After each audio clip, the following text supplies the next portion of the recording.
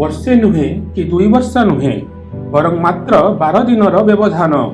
ଆଉ ତା ଭିତରେ ହୋଇଥିଲା ଭାରତର 2 ଜଣ ମହାନ ବରପୁତ୍ରଙ୍କର ମୃତ୍ୟୁ। ସିଏ ବି ଅତି ସନ୍ଦେହଜନକ ପରିସ୍ଥିତିରେ। ସମଗ୍ର ଦେଶ ସ୍ତବ୍ଧ ହୋଇଯାଇଥିଲା। ଭାରତ ସେତେବେଳେ ଯେଉଁ 2 ଜଣ ମହାନ ବରପୁତ୍ରଙ୍କୁ ହରାଇଥିଲା ସେମାନେ ଥିଲେ ତତ୍କାଳୀନ ପ୍ରଧାନମନ୍ତ୍ରୀ ଲାଲ ବାହାଦୁର ଶାସ୍ତ୍ରୀ ଏବଂ ଆମ ଦେଶର ପରମାଣୁ କାର୍ଯ୍ୟକ୍ରମର ଜନକ ଡକ୍ଟର ହୋମି ଜାହାଙ୍ଗୀର ଭାବା। ଆଗପଛ ହୋଇ 2 ଜଣ ମହାନ ବ୍ୟକ୍ତିଙ୍କର ଏଭଳି ମୃତ୍ୟୁକୁ କେହି ସହଜରେ ବିଶ୍ୱାସ କରିପାରୁନଥିଲେ।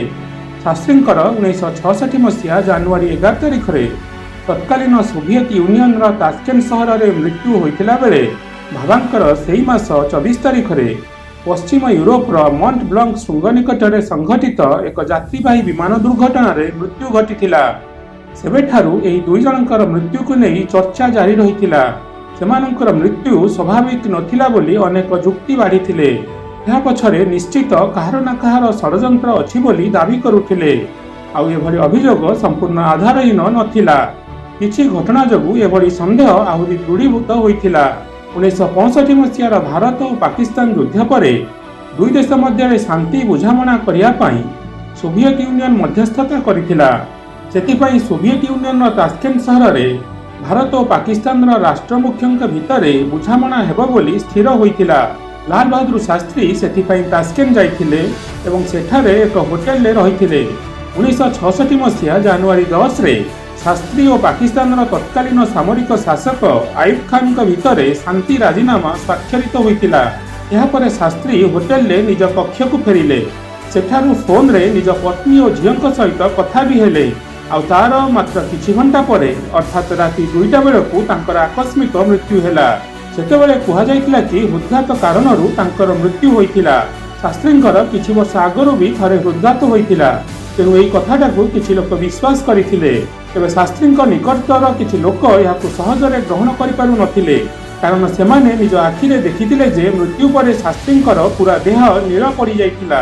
ଜଣଙ୍କର ହୃଦଘାତ ହେଲେ ତା ଦେହ ନୀଳ ପଡ଼ିବ କାହିଁକି? ତେଣୁ ଶାସ୍ତ୍ରୀଙ୍କୁ ବିଷ ଦେଇ ହତ୍ୟା କରାଯାଇଥିବାର ସେମାନେ ସନ୍ଦେହ କରିଥିଲେ। ତେବେ ଆହୁରି ଆଶ୍ଚର୍ଯ୍ୟଜନକ କଥା ଏଇଆ ଥିଲା ଯେ ଶାସ୍ତ୍ରୀଙ୍କ ମୃତଦେହର ନା ତାସ୍କେଣ୍ଟରେ ନା ନୂଆଦିଲ୍ଲୀରେ ବ୍ୟବଚ୍ଛେଦ କରାଯାଇଥିଲା। ଶବ ବ୍ୟବଚ୍ଛେଦ କରାଯାଇଥିଲେ ମୃତ୍ୟୁର ହୁଏତ କାରଣ ସ୍ପଷ୍ଟ ହୋଇପାରିଥାନ୍ତା, ହେଲେ ଏପରି କରାଯାଇନଥିଲା, ଯାହାକି ତାଙ୍କୁ ଷଡ଼ଯନ୍ତ୍ର କରି ହତ୍ୟା କରାଯାଇଥିବାର ସନ୍ଦେହକୁ ଆହୁରି ବଢ଼ାଇ ଦେଇଥିଲା। ଶାସ୍ତ୍ରୀଙ୍କର ପ୍ରେସ୍ ସଚିବ ଭାବରେ କାର୍ଯ୍ୟ କରୁଥିବା ପ୍ରତିଷ୍ଠିତ ସାମ୍ବାଦିକ କୁଲଦୀପ ନାୟାର ମଧ୍ୟ ନିଜର ଏକ ପୁସ୍ତକରେ ଏହି ପ୍ରସଙ୍ଗ ଉଲ୍ଲେଖ କରି ଲେଖିଥିଲେ ଯେ ଶାସ୍ତ୍ରୀଙ୍କର ମୃତଦେହର ବ୍ୟବଚ୍ଛେଦ କାହିଁକି କରାଯାଇନଥିଲା ତାହା ତାଙ୍କ ପାଇଁ ସବୁଠାରୁ ରହସ୍ୟମୟ ଥିଲା। ଶାସ୍ତ୍ରୀଙ୍କର ପରିବାର ସଦସ୍ୟ ବି ଅଭିଯୋଗ କରି ଆସୁଥିଲେ ଯେ ତାଙ୍କୁ ହତ୍ୟା କରାଯାଇଥିଲା। ଠିକ୍ ସେହିପରି ମହାନ ବୈଜ୍ଞାନିକ ଡକ୍ଟର ହୋମି ଜାହାଙ୍ଗୀର ଭାବାଙ୍କ ମୃତ୍ୟୁ ବି କମ୍ ରହସ୍ୟଜନକ ନଥିଲା। 1909ରେ ମୁମ୍ବାଇର ଏକ ପ୍ରତିଷ୍ଠିତ ପାର୍ସୀ ପରିବାରରେ ଜନ୍ମିତ ଭାବା ବିଦେଶରେ ରହି ଅଧ୍ୟୟନ କରିବା ପରେ ସେଠାରେ ଗବେଷଣାରେ ଲିପ୍ତ ଥିଲେ। ବ୍ରିଟେନର କେମ୍ବ୍ରିଜ ବିଶ୍ୱବିଦ୍ୟାଳୟରେ କାର୍ଯ୍ୟରତ ଭାବା କିଛି ଦିନ ଛୁଟି କଟାଇବା ପାଇଁ 1939 ମସିହାରେ ଭାରତ ଆସିଥିଲେ। କିନ୍ତୁ ସେହି ସମୟରେ ଦ୍ୱିତୀୟ ବିଶ୍ୱଯୁଦ୍ଧ ଆରମ୍ଭ ହୋଇଯାଇଥିବାରୁ ସେ ଆଉ କେମ୍ବ୍ରିଜକୁ ଫେରିପାରିନଥିଲେ। ଏହାପରେ ସେ ଭାରତରେ ରହି ନିଜ ଦେଶରେ ପରମାଣୁ ବିଜ୍ଞାନ ଉପରେ ଆଧାରିତ ଗବେଷଣାର ମୂଳଦୁଆ ସ୍ଥାପନ କରିବାରେ ଲାଗିପଡ଼ିଲେ। ତାଙ୍କରି ଉଦ୍ୟମ କ୍ରମେ 1948ରେ ଭାରତରେ ପରମାଣୁ ଶକ୍ତି ଆୟୋଗ ଗଠିତ ହୋଇଥିଲା। ତାଙ୍କରି ପ୍ରୟାସରେ ଭାରତର 2ଟି ପ୍ରତିଷ୍ଠିତ ସଂସ୍ଥାନ ଭାବା ଆଣବିକ ଗବେଷଣା କେନ୍ଦ୍ର ଏବଂ ଟାଟା ଇନଷ୍ଟିଚ୍ୟୁଟ୍ ଅଫ୍ ଫଣ୍ଡାମେଣ୍ଟାଲ ରିସର୍ଚ୍ଚର ନିର୍ମାଣ କରାଯାଇଥିଲା। 1940ରୁ 1960 ମସିହା ଭିତରେ ଭାରତରେ ପରମାଣୁ ଗବେଷଣାକୁ ଆଗେଇ ନେବାରେ ତାଙ୍କର ଗୁରୁତ୍ୱପୂର୍ଣ୍ଣ ଯୋଗଦାନ ରହିଥିଲା। ଭାବା ମୂଳରୁ ଚାହୁଁଥିଲେ ଯେ ଭାରତ ପରମାଣୁ ଅସ୍ତ୍ର ନିର୍ମାଣ କରୁ, କିନ୍ତୁ ତତ୍କାଳୀନ ପ୍ରଧାନମନ୍ତ୍ରୀ ଜବାହରଲାଲ ନେହେରୁ ପରମାଣୁ ଅସ୍ତ୍ର କାର୍ଯ୍ୟକ୍ରମକୁ ସମର୍ଥନ କରୁନଥିଲେ, ଯଦିଓ ସେ ପରମାଣୁ ଗବେଷଣାକୁ ପ୍ରୋତ୍ସାହନ ଦେଉଥିଲେ। ତେବେ 1962 ମସିହାର ଭାରତ ଓ ଚୀନ ଯୁଦ୍ଧ ପରେ ଭାରତକୁ ନିଜର ସାମରିକ ଶକ୍ତି ବୃଦ୍ଧି କରିବାର ଆବଶ୍ୟକତା ଅନୁଭବ ହେଲା। ତାଛଡ଼ା ଚୀନ ପରମାଣୁ ଅସ୍ତ୍ର ତିଆରି କରିବାରୁ ଭାରତ ଉପରେ ବି ଏପରି ଅସ୍ତ୍ର ନିର୍ମାଣ କରିବା ପାଇଁ ଚାପ ପଡ଼ିଲା। ନେହେରୁଙ୍କ ମୃତ୍ୟୁ ପରେ ପ୍ରଧାନମନ୍ତ୍ରୀ ଦାୟିତ୍ୱ ନେଇଥିବା ଲାଲ ବାହାଦୁର ଶାସ୍ତ୍ରୀ ଭାରତ ପରମାଣୁ ଅସ୍ତ୍ର ନିର୍ମାଣ କରୁ ବୋଲି ଚାହୁଁଥିଲେ। ଆଉ ତାଙ୍କର ସମର୍ଥନ ପାଇଁ ଡକ୍ଟର ଭାବା ବି ଉତ୍ସାହିତ ହୋଇପଡ଼ିଥିଲେ। 1965 ମସିହାରେ ସେ ଆକାଶବାଣୀ ଜରିଆରେ ଘୋଷଣା କଲେ ଯେ ତାଙ୍କୁ କେନ୍ଦ୍ର ସରକାର ସବୁଜ ସଂକେତ ଦେଲେ ସେ ମାତ୍ର 18 ମାସ ଭିତରେ ପରମାଣୁ ବମ୍ ତିଆରି କରିଦେବେ। ଆଉ ଏହି ଘୋଷଣା କରିବାର ବର୍ଷକ ଭିତରେ ସନ୍ଦେହଜନକ ପରିସ୍ଥିତିରେ ତାଙ୍କର ମୃତ୍ୟୁ ହେଲା।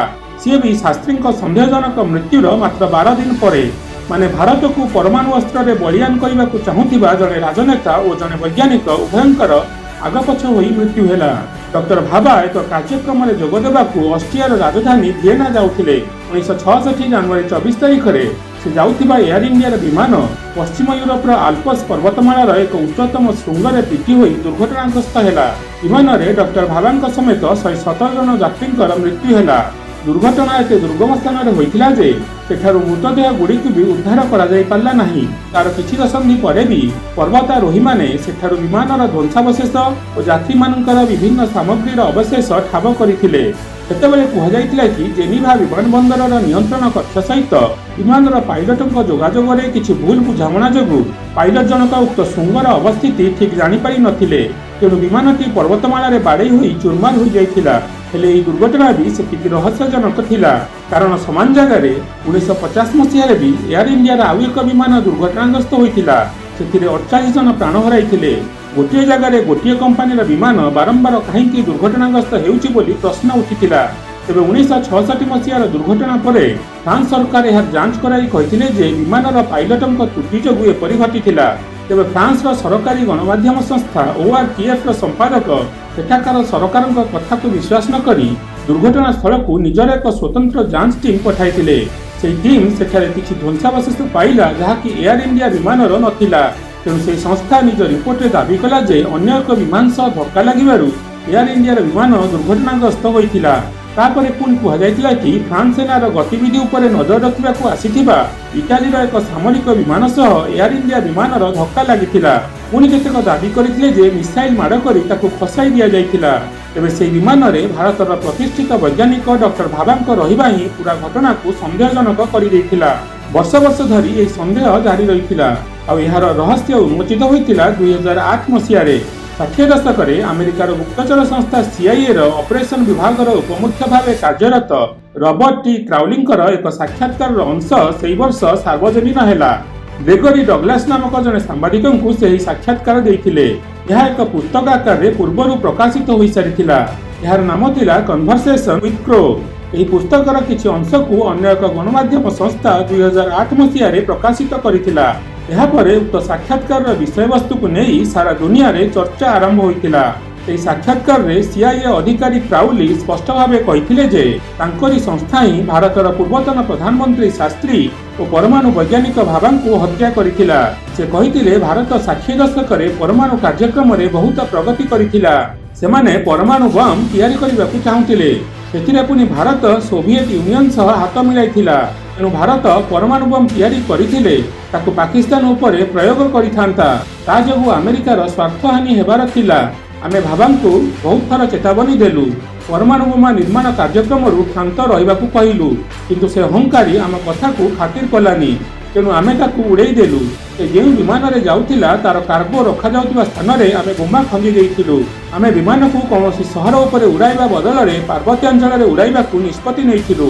ସେହି ବିମାନରେ ଆଉ କିଛି ଲୋକ ବି ମରିଥିଲେ, କିନ୍ତୁ ଆମର ସେଥିପାଇଁ ପରବାଏ ନାହିଁ। ମରନ୍ତୁ ସେମାନେ। ଗୋରୁ ଗାଈଙ୍କୁ ଭଲ ପାଉଥିବା ଲୋକଗୁଡ଼ା ମରିଗଲେ କ'ଣ ହେଲା? ଆମେ ଆମ ମିଶନ ପୂରା କରିଥିଲୁ। ଆଉ ଆମେ ମଧ୍ୟ ତତ୍କାଳୀନ ପ୍ରଧାନମନ୍ତ୍ରୀ ଶାସ୍ତ୍ରୀଙ୍କୁ ହତ୍ୟା କରିଥିଲୁ। ଭାରତର ପରମାଣୁ କାର୍ଯ୍ୟକ୍ରମକୁ ରୋକିବା ତାର ଉଦ୍ଦେଶ୍ୟ ଥିଲା ଆଉ ଆମେ ସେଥିରେ ସଫଳ ହୋଇଥିଲୁ। କ୍ରାଉଲିଙ୍କ ସ୍ୱୀକାରୋକ୍ତିରୁ ଭାରତର ଦୁଇଟି ବଡ଼ ରହସ୍ୟ ଉପରୁ ପରଦା ହଟିଯାଇଥିଲା। ଏଥିରୁ ଆମେରିକାର ଭାରତ ବିରୋଧରେ ଷଡ଼ଯନ୍ତ୍ର ଲୋକଲୋଚନକୁ ଆସିଥିଲା। ଆମେରିକା ସବୁବେଳେ ଭାରତର ସ୍ୱାର୍ଥକୁ ହାନି ପହଞ୍ଚାଇବାକୁ ପ୍ରୟାସ କରିଆସିଛି। ଶାସ୍ତ୍ରୀ ଓ ଭାବାଙ୍କର ହତ୍ୟା ତାହାର ଏକ ଅଂଶ ମାତ୍ର। ତେବେ ଏହା ମଧ୍ୟ ସତ ଯେ ଏପରି ଷଡ଼ଯନ୍ତ୍ର କରି ବି ଆମେରିକା ଭାରତକୁ ପରମାଣୁ ଅସ୍ତ୍ର ନିର୍ମାଣ କରିବାରୁ ରୋକିପାରି ନାହିଁ। କାରଣ ଡକ୍ଟର ଭାବା ମୃତ୍ୟୁ ପୂର୍ବରୁ ଭାରତରେ ପରମାଣୁ ଗବେଷଣାର ଯେଉଁ ମୂଳଦୁଆ ପକାଇଥିଲେ ତାହା ଯୋଗୁଁ ଦେଶର ଅନ୍ୟ ପରମାଣୁ ବୈଜ୍ଞାନିକମାନେ ଆଉ କିଛି ବର୍ଷ ଭିତରେ ପରମାଣୁ ବୋମା ତିଆରି କରିଦେଇଥିଲେ। 1974 ମସିହାରେ ଭାରତ ପ୍ରଥମ ଥର ପାଇଁ ପରମାଣୁ ବୋମା ପରୀକ୍ଷଣ କରି ନିଜର ସାମର୍ଥ୍ୟ ସମସ୍ତଙ୍କୁ ଦେଖାଇ ଦେଇଥିଲା।